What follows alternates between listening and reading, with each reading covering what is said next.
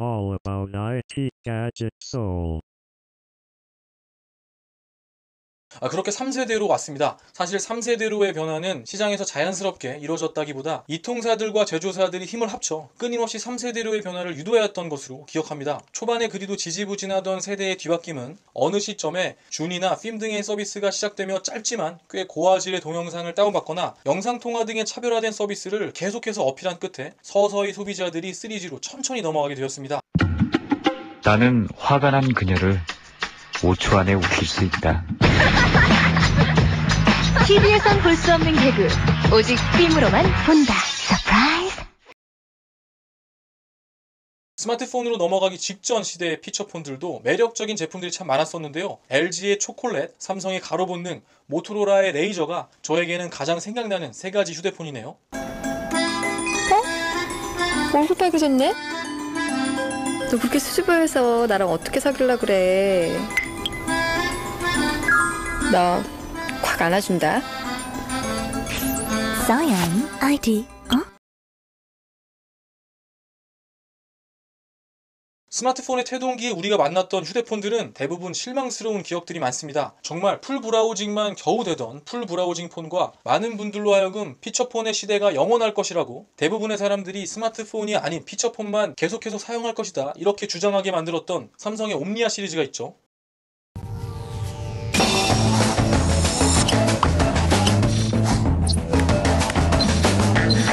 Smart guys like smart toys. Play smart any call. Xiaomi 2. 맞습니다. 저도 그 당시의 휴대폰들이 다소 실망스러웠다는 점에는 대부분 동감을 하고요. 그런 점들 때문에 스마트폰의 미래를 그토록 부정하던 분들이 정말 아주 많았던 것으로 기억합니다. 이제 막 태동한 기술을 그 기술의 미완성성을 근거로 다시 부정하게 되는 것이죠. 물론 그때로 돌아가 그 시점에서 제가 느끼기에도 그 극심한 비판들이 가지고 있는 논리들이 꽤나 그럴듯해 보였습니다. 하지만 그 시간을 지나며 반드시 기억해야 할 것들이 있습니다. 미래를 이야기함에 있어서 현재 시점의 시각으로 재단해서는 안 된다는 것이죠. 우리는 결국 아이폰을 비롯한 각자의 첫 번째 스마트폰을 만나게 되었고 어느덧 스마트폰 시대에 살고 있습니다. 이 3G 관련하여서는 조금 복잡한 이야기들이 있는데요. SK와 KT의 경우 추후 LTE로 이어지는 이 WCDMA 방식을 사용하였고 LG의 경우 CDMA 2000 EVDO 리비전 A를 사용하였습니다. 이와 같은 결정에 대해서 우선은 정부와 관련된 여러 가지 이유들이 있었고 그 당시에는 꼭 LG가 택한 방식이 또 미래가 전혀 없는 그런 방식도 아니었습니다. 물론 그 후에 퀄컴에서 개발을 포기한 사건과 LTE 진영이 4G 주도권을 쥐게 되면서 문제가 되었던 것이지만 그 속사정들을 잘 모르는 대중이 느끼기에는 LG는 그저 느리고 싼 맛에 사용하는 그런 브랜드로 인식되기 일쑤였죠.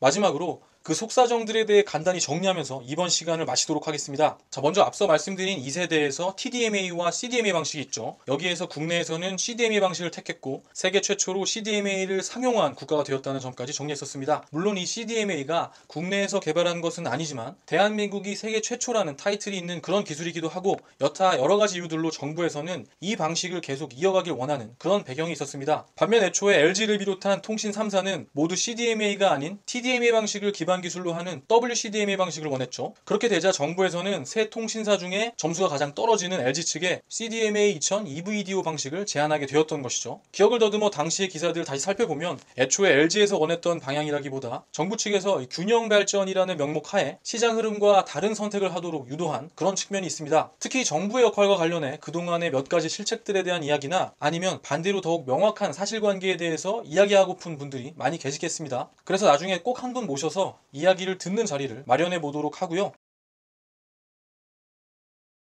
오늘 에피소드는 특히나 구독자님들 개개인마다 느끼시는 부분이 매우 다른 그런 에피소드가 될 수도 있을 것 같습니다. 저도 밤늦게 정리를 하면서 이런저런 생각들을 많이 했는데요. 10대에 저는 잘 몰랐기 때문인지 아니면 정말로 그 시절이 그럴 수밖에 없는 것인지를 몰라도 항상 부정적인 태도만 취했고 극히 현재의 시각으로 미래를 재단하려 했었습니다. 지금도 특정 브랜드와 새로운 아이디어에 대해 지독하게도 비난 일색의 태도를 가지고 계신 분들이 있는데요. 물론 개개인의 의견은 존중합니다만 합리적인 비판과 해당 기술의 미래를 모조리 부정하는 비난은 분명히 다른 점이 있고 특히나 최신 기술과 그것을 통한 삶의 변화를 다루는 이 IT를 좋아하시는 분들 중에 이런 분들이 있다는 점 그리고 사실은 저도 그분들 중 한 명이었다는 사실이 참 새삼스럽게 느껴지는 하루였습니다.